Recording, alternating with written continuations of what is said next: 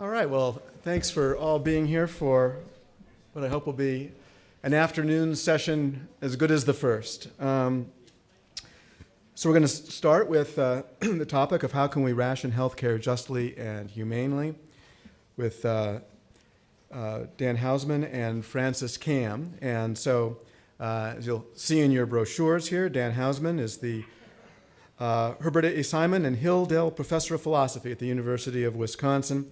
He's a member of the AAAS. His work has been at the intersection of economics and philosophy, and he was a founding editor of the journal Economics and Philosophy. So certainly one of the hot areas today in the world of bioethics as well as healthcare in general. And I'll introduce Frances as well. Frances is a colleague clearly here from Harvard. She's the professor in the Kennedy School as well as in the Department of Philosophy. Also a member of the AAAS. She's written extensively. I can tell you I've spent many hours with morality, mortality, and I always find it challenging, but also always find it pretty interesting and insightful. So I think we've got two great speakers here, and Dan, we'll go ahead and get going. Well, I'm absolutely delighted to have been invited. I feel sort of humbled and concerned that my paper will be up to the standard of Dan's work. I got to know Dan for the first time in Marrakesh in 1999, and I actually have a souvenir of that meeting in the form of what is now a lovely welcome rug, but which for a number of years was not welcome because the dye had been cured in goat urine, and the odor was almost unextinguishable. We put it in my son's room. Poor guy. He refused to leave it there. It sat for quite a while, but now it's in our bedroom and quite lovely, and so I have some personal things to thank Dan for.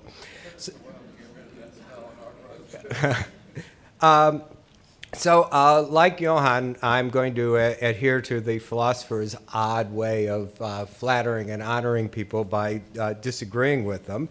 And so I'm going to talk about a subject that Dan has written a lot about. The paper is influenced by many of his writings, particularly a long piece that he has outlining a large number of ethical objections one could make to cost-effectiveness analysis. And I'm going to be talking in particular about 4 objections that he raises, which he identifies as objections to using cost-effectiveness analysis rather than ethical problems that arise in defining and clarifying what cost-effectiveness is.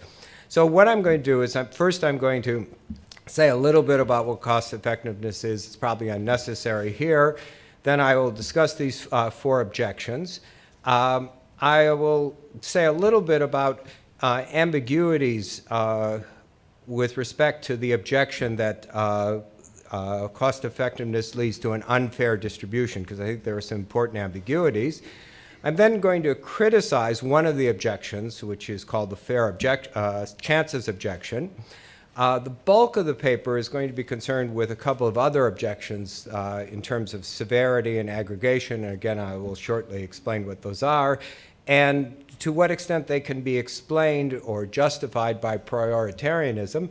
And I'm going to perhaps become unduly purely philosophical in criticizing prioritarianism, which in my view is widely relied upon without there being particularly good arguments in defense of it. I'm then going to, as I quickly rush to a conclusion at that point, going to argue that really compassion rather than fairness lies behind a lot of these objections, not all of them by any means. And if there's time, I want to say a little bit about how one might think of the distribution of healthcare making a far, far greater use of markets, and to what extent they follow the same objections I'm going to be talking about. So it's a lot of stuff, but I think I'll get through roughly within time limits. So anyway, to start out, I'm going to assume that the health system in a country aims to promote health, and why should we have a system of our government that's specifically devoted to promoting health? Well, I think compassion, humanity, solidarity are very important, but also a general concern to promote well-being. But the interim, the direct aim of the health system, I'm just going to assume without further argument, is to promote health. Now, when we're talking about cost effectiveness, basically what we're doing is we're thinking of some intervention, whether it be in terms of healthcare or a public health procedure, which has a certain cost, and which we somehow or other measure its effectiveness. There's huge, huge problems there. I've been obsessed with those problems since before Marrakesh, but I'm not going to be talking about that. Just a few words. Confusingly, smaller is better. We want a smaller cost effectiveness ratio. I think it would be a lot more sensible to have an effectiveness cost ratio, but this is the way it's done. And in terms of cost, I'm not addressing any of the issues that came up in discussion this morning in terms of what we should take as the real cost as opposed to the price or whatever. And cost effectiveness aims to maximize health on a fixed budget. It's worth pointing out that it's not necessarily the most cost-effective method. Cost effectiveness analysis takes a lot of resources. It's hard to do. And I mentioned in the written version of this, if you compare Costa Rica to England, the health outcomes are quite comparable. Costa Rica spends about 1/3 per person of what the English spends. The English have a very elaborate system of using cost effectiveness. The Costa Ricans sound just like the Americans. We provide everything, and we don't ration, but of course they wind up doing it. But in any event, I'm not going to address that question further. Okay, so the objections I'm going to consider. I'm setting aside problems concerning implementation, issues concerning discounting, age weightings, the so-called fair-innings argument, problems measuring effectiveness. And so here's a quote from Dan. "Two broad ethical considerations that should guide healthcare rationing. First, the resources should be allocated efficiently so as to maximize the health benefits they produce. Second, the health benefits derived from limited healthcare resources should be distributed fairly or equitably." Now, I certainly don't disagree that efficiency and fairness are really, really important things, but I'm going to argue that there's actually other considerations that are at least as important, and with respect to some of the objections, more important. So here are the 4 objections. First is the fair chances objection. And basically, what this derives from a fact about cost effectiveness. If it's more effective, for example, to treat members of one group than another group, and our funds are limited, so we can't treat both groups, and suppose we have only enough funds to treat members of Group 1, then we only treat members of Group 1. We don't give any treatment, any chance of treatment whatsoever to members of Group 2. And the claim is that fairness requires that members of Group 2 should have some chance of treatment, especially if the difference in cost effectiveness is small between treating people in Group 1 and Group 2. And this is something that has a lot of intuitive force for many people. Secondly, there's a discrimination objection. I'm actually enlarging it from the way it figures in the particular paper that I'm referring to of Dan's. Treating the disadvantaged will often be less cost effective. With a limited budget, the disadvantaged, and especially the disabled, might not be treated. So if we measure the effectiveness of a treatment as the difference between the health state after treatment and the health state before treatment, someone who has a unrelated disability, the health state after treatment won't be as good as the health state of somebody who doesn't have an unrelated disability. People who are disadvantaged in entirely different ways. They may live in remote areas, they may not have any disabilities, but it might be a lot more expensive to treat them, much cheaper to treat people in urban areas. And so cost effectiveness in many cases is going to further disadvantage those who are already disadvantaged. And so there's a claim, this one I'm absolutely on board with, that fairness requires that the distribution of health care not exacerbate other disadvantages. Third objection, which I call severity, is that from the perspective of cost effectiveness, a health improvement at a given size, at a given cost, is equally cost effective, regardless of whether it improves the health of someone who's severely ill or mildly ill. If we have the same difference in health benefit, it doesn't make any difference what level we were starting at. And a lot of people think that fairness requires that those who are severely ill should have priority in receiving treatment. So if we have treatments of equal size, and we have somebody who's severely ill who needs it, and someone who's less severely ill who would profit the same amount, or even less, or even more from it, we should give more to the person who, we should give the treatment to the person who's severely ill. Finally, there's aggregation. This came up in Johann's talk, where he talked about an extreme case of 1 million headaches versus saving a life. The view is that minor and inexpensive health improvements may be more cost-effective than major life-saving improvements, such as it certainly not only could be, I think it clearly is the case that curing a million headaches, and they don't even have to be like the kind my mother gets that lasts for days. I mean, it could just be, you know, a couple of hours of misery. Saving 1 million people of a couple hours of misery on any plausible measure of effectiveness is going to, you know, and if the cost of this is the cost of an aspirin or whatever, it's going to be a lot more cost effective than lots of major life-saving improvements. And so cost effectiveness, put it crudely, says, you know, we should treat the headaches and allow the one person to die. And lots of people think fairness demands that major healthcare needs be prioritized over minor needs, even if the latter are more cost-effective. So those are the 4 objections.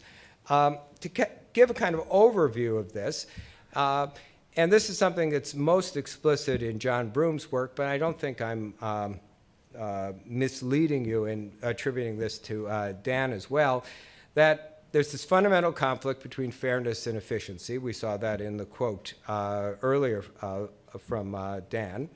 That fairness requires that claims be recognized in proportion to their strength, that people have different claims of different strengths, and if we want to be fair, we should recognize and attempt to satisfy the claims of those that are stronger before before weaker claims. And finally, that we should weight more heavily the claims of those who are worse off. And that prioritarianism really lies behind most, if not all, of the fairness objections. Okay, now just a brief comment on the notion of fair distribution. One can ask the question, is what at issue the distribution of the ex-ante probability of care? If you think about it, that's what we're concerned about with the fair chances objection. If we say, okay, everybody should have a chance, we'll use some kind of lottery, whatever, you could wind up with it would be improbable, you could wind up with exactly the same outcomes. The objection isn't to the outcomes, the objection is to the ex-ante probability, in this case, of getting care. Are we concerned about the realized or ex-post distribution of care? And the discrimination objection, I think, is mainly concerned with that. Are we concerned about respect and concern for individuals, not specifically health or health care, but to what extent are we treating people respectfully? I think that's also something that's crucial in the discrimination objection. Are we interested in the realized ex post distribution of health?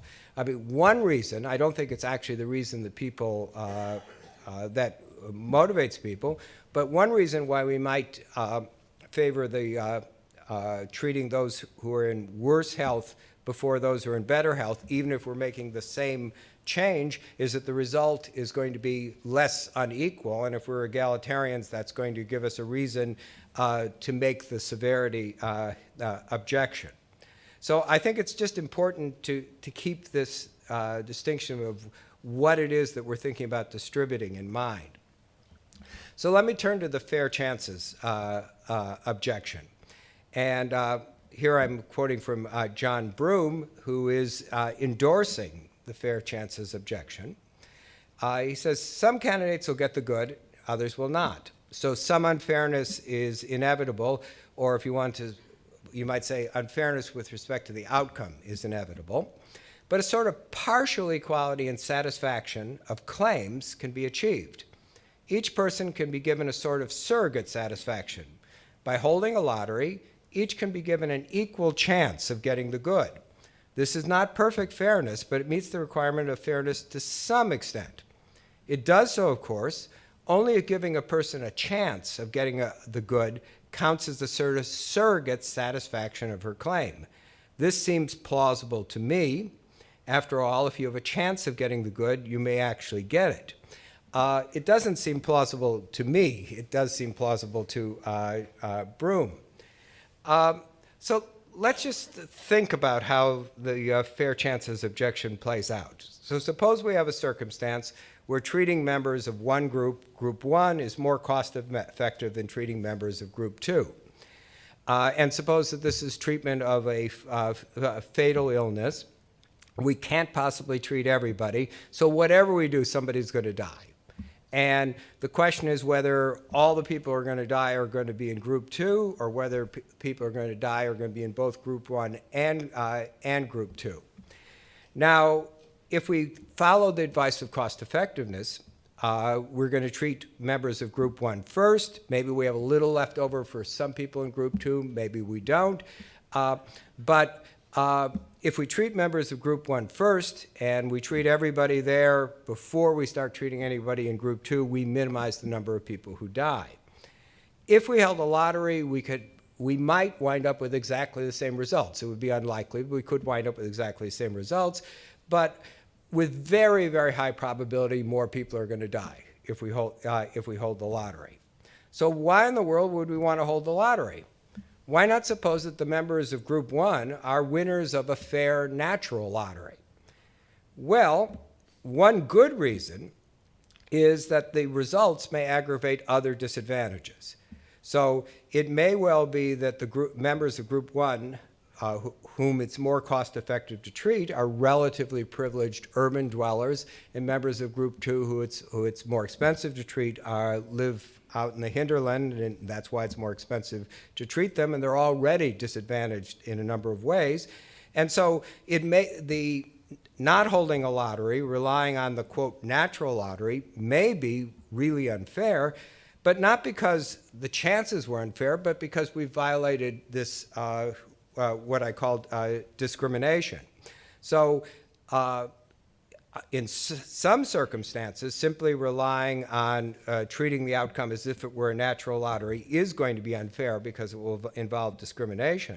But if it doesn't involve discrimination, if the only difference between members of group 1 and the members of group 2 is some trait which is orthogonal to any kind of disadvantage or exclusion or whatever, why in the world would we want to hold a costly second lottery?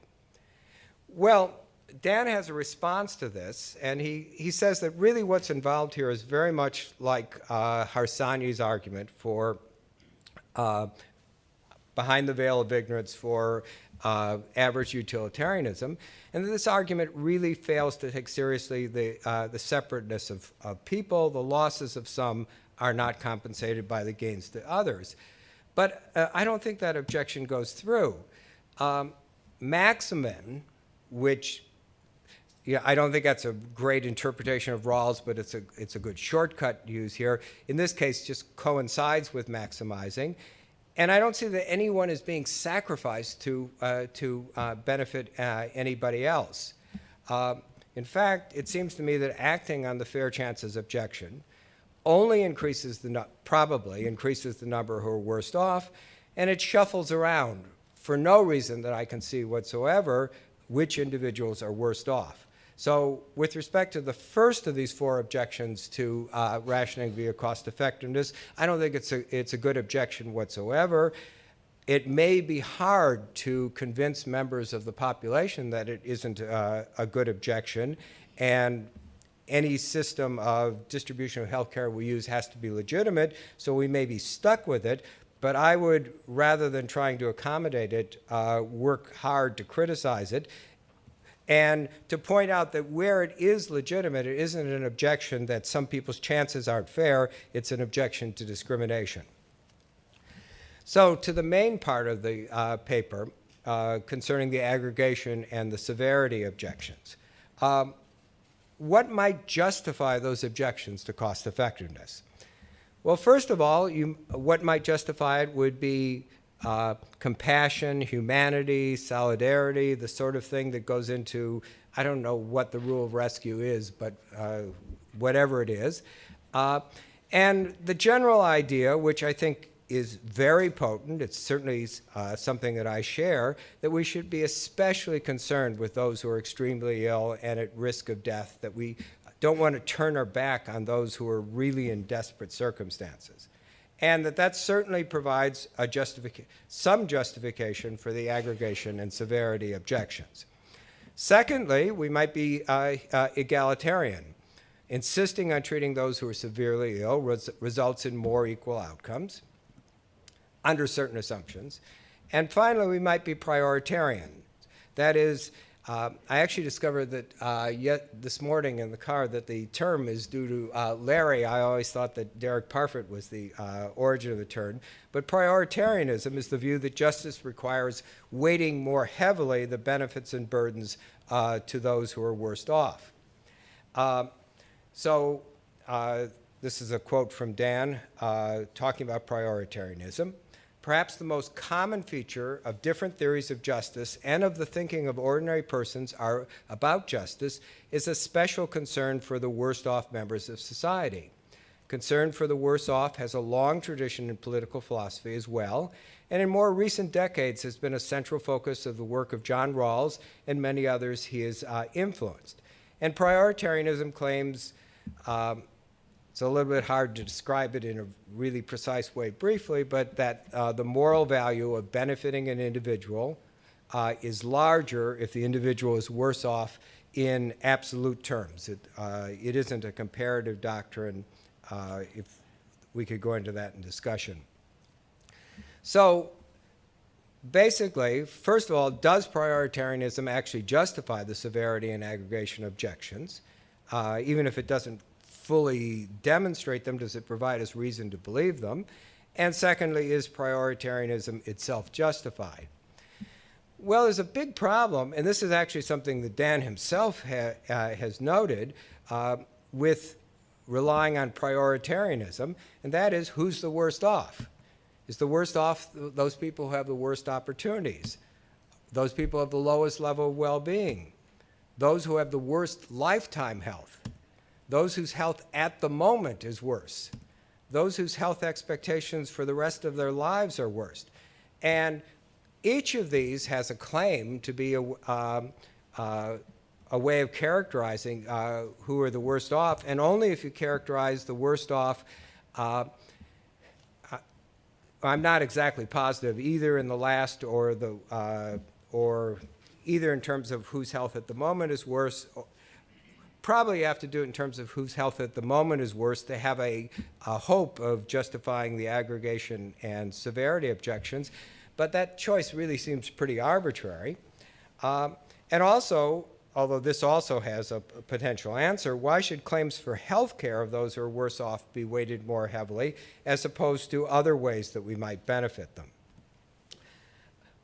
So anyway, it's not clear that prioritarianism actually justifies the severity and aggregation objections. I also don't think there's any particularly good reason to accept prioritarianism. It's not, in my view, a widely shared feature of theories of justice, although concern for people who are in desperate circumstances is. Furthermore, Rawls, in my interpretation, is not at all a prioritarian. Now, you might say, I mean, Rawls' difference principle says that what we want to do is we want to arrange society so that the least well-off representative individual is as well I shouldn't say well-off, least well-off individual in terms of primary goods is as well-off as possible. If that's not prioritarian, what is it?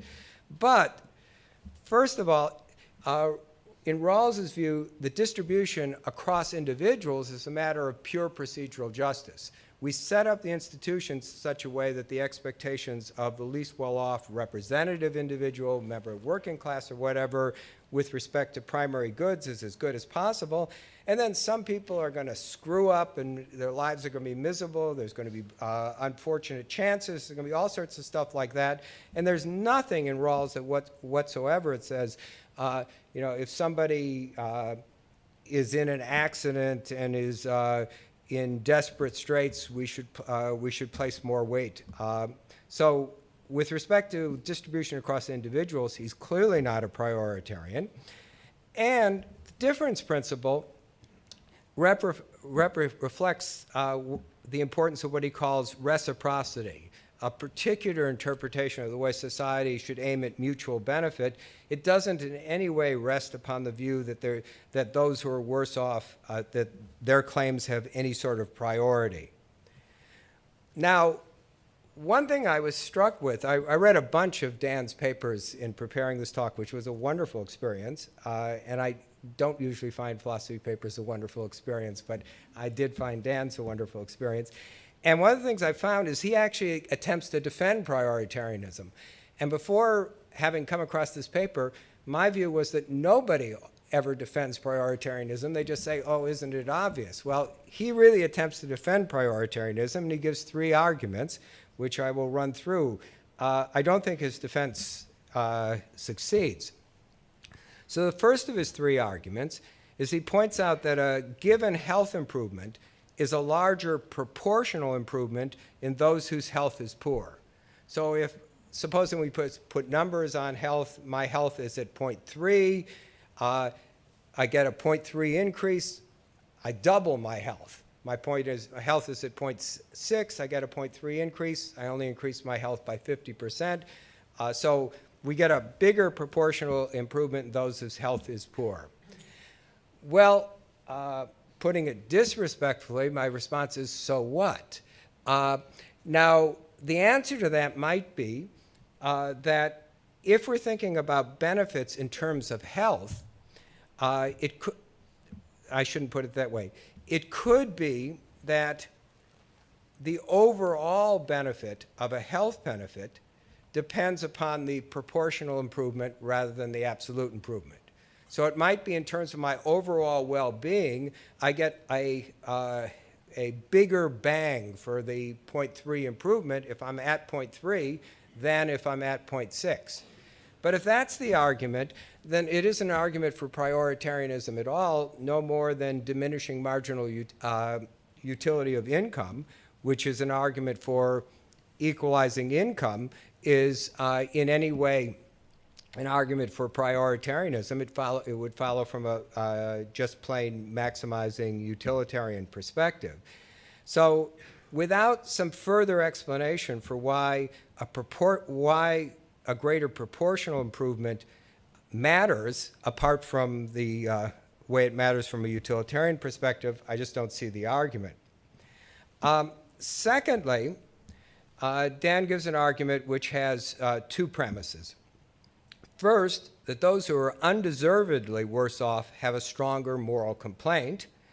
And secondly, that stronger complaints should have a priority over weaker complaints. Well, let's grant the second premise here. The question is whether those who are undeservedly worse off have a stronger moral complaint. So, example I use in the written version, which is borrowed with some variations from an example Larry uses in a paper in Ethics about a decade ago. I say, suppose you have a group of people out hiking, and they're not doing anything wrong or anything peculiar, but wind blows, tree falls down, and it hits a couple of the people. And it breaks the legs of two people, but it also causes a further injury to one of them. Let's say she's no longer able to speak and she has a broken leg. So Jack has a broken leg, Jill has a broken leg and also is unable to speak.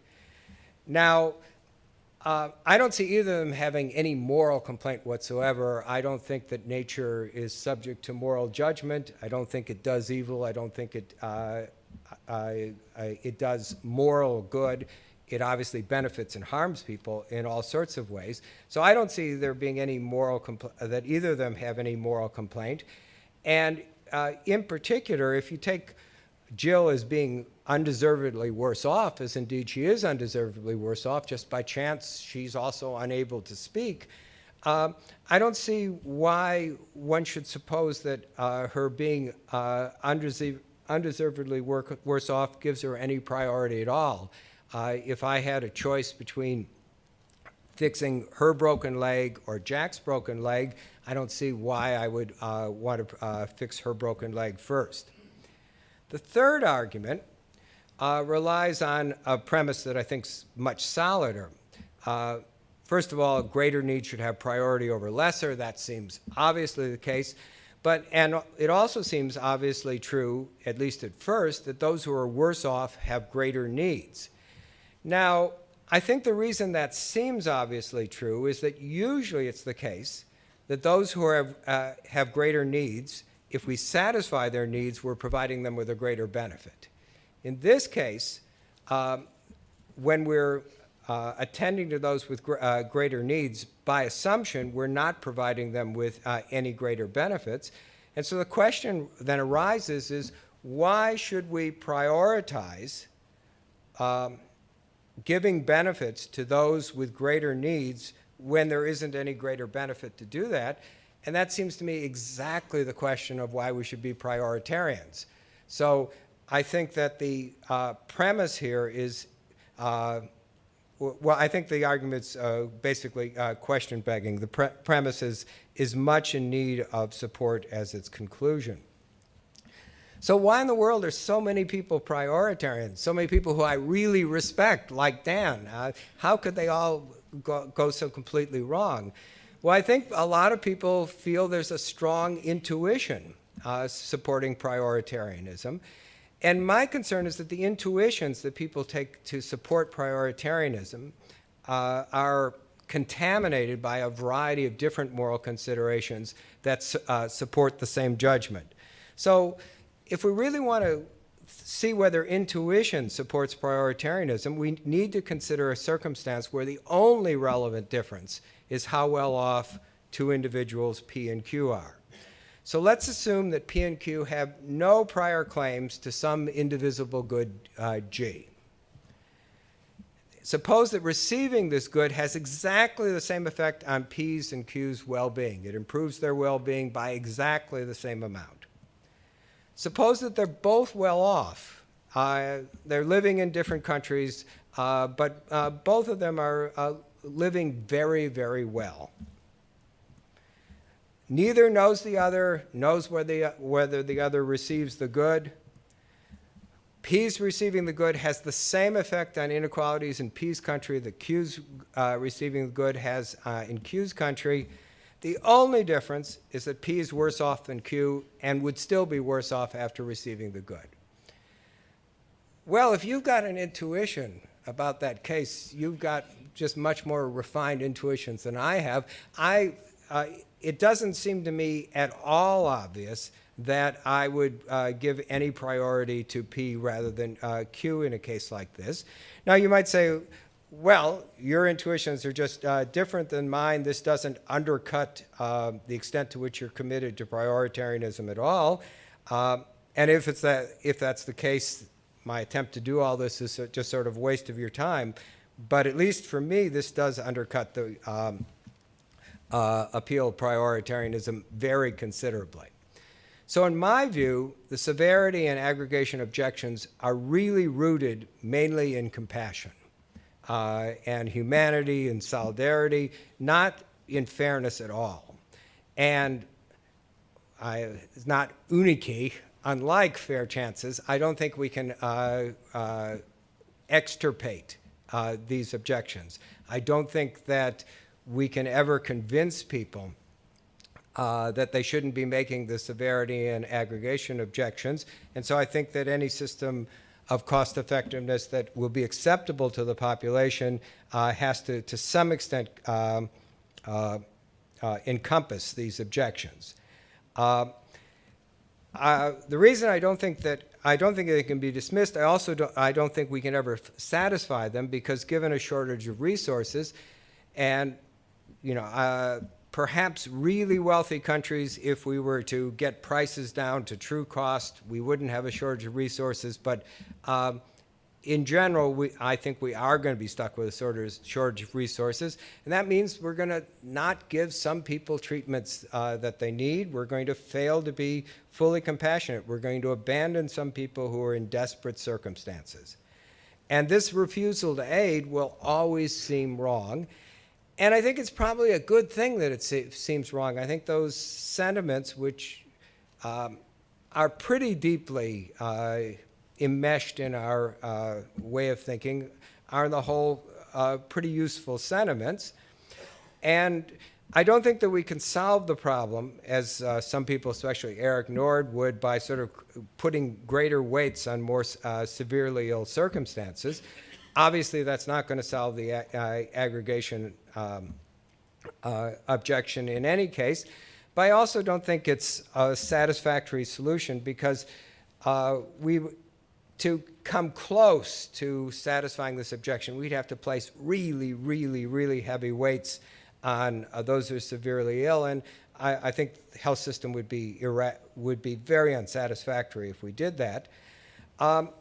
So I guess what I would suggest in a practical vein, and I'm obviously moving from purely philosophical stuff to very practical stuff, I think probably the best thing to do with respect to severity would be to have some kind of an appeals procedure whereby we allow a certain amount of our health budget to treating non-cost effective, to using the money in a way that isn't cost effective. And I think there's a role for private charity, cake bakes and the like, to provide things to people who otherwise couldn't get them. Now, with respect to the discrimination objection, the one I've said the least about, the reason I've said it least about is I think it's really, really hard, and I don't have anything terribly good to say about it. With respect to discrimination, this is really a case where efficiency and fairness come squarely into conflict with one another, and I don't know how to resolve those conflicts. There's certain ways of mitigating the conflicts.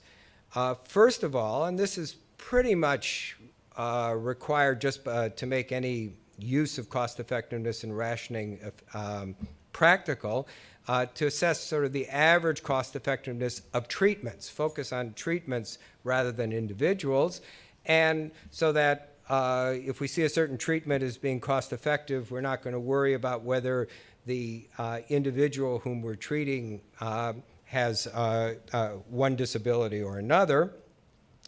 Also, if we focus on incremental rather than overall cost effectiveness, that could help. I'm not going to talk about that now because it would take some time. The English, in their National Institute or Health and Clinical Excellence, focus on incremental cost effectiveness, and I think there's a lot to be said for it, although it's got its problems too. But at the end of the day, we really have a problem of trading off efficiency and fairness.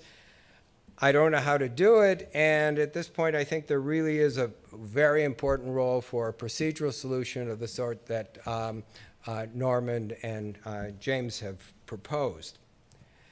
So what's wrong with cost effectiveness analysis, with rationing via cost effectiveness?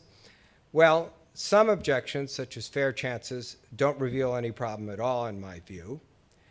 I think that it is unfair because discriminatory, especially against the disabled, and it thus needs qualifications and constraints. I think it seems inhumane and uncompassionate toward those in dire need, and it will condemn grandma to death in some circumstances, and entirely appropriately so. And my grandmother's already dead, so I don't need to justify this to her. What's my how long have I gone? Okay, so let me just quickly say this last part. Liberal philosophers, when they think about healthcare, tend to worry a lot about the conflict between efficiency and fairness.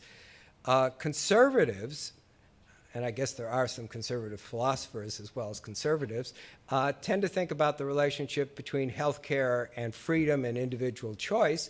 And freedom and individual choice obviously do matter and are things that we ought to be taking into account as well. So somebody might come along and say, you know, trying to ration via cost effectiveness raises all these problems. Why don't we instead rely on markets to do the rationing? We're still rationing, and we want to do this in a fair and humane way, so we're going to provide everyone with an insurance voucher. We're going to have minimum mandatory insurance coverage. If somebody gets their voucher and doesn't want to do anything with it, they just get the default policy. So that subject to the minimum requirements, everybody chooses their own insurance. Choices among treatments will depend on individual preferences, which are constrained by their previous insurance choices and, of course, by their wealth. A system like this is clearly going to be more responsive to individual preferences, and it's going to avoid centralized decisions except for the size of the voucher and the minimum coverage requirements. The really awful problems that private insurance systems encounter, especially with respect to adverse selection, will be solved because everybody will have the minimum insurance. And moral hazard issues here are obviously no worse than they are in any centralized health insurance system or coverage. So we clearly will have a big contrast in terms of the amount of choice. Presumably there's going to be efficiency differences, and it seems to me that the argument against such a system is not in terms of fairness, or is not mainly in terms of fairness, but mainly in terms of efficiency. The evidence we have seems to be that a centralized system is a whole lot more efficient. But there's other things that would really favor a market system. In a centralized system, refusals of care are potentially political challenges, and I think it's arguable that a lot of state-run systems provide more health care than they should because of those political risks. We're clearly going to have very different justifications for denial of treatment, but both systems, whether it's markets or non-markets, the whole point of rationing is that some people aren't going to get treatment. And insofar as we're compassionate and concerned about those in desperate circumstances, both systems are always going to seem objectionable to some extent. So just to summarize quickly, it seems to me that the central problem isn't how to ration efficiently and fairly. The central problem is how to ration efficiently, fairly, and humanely. Okay.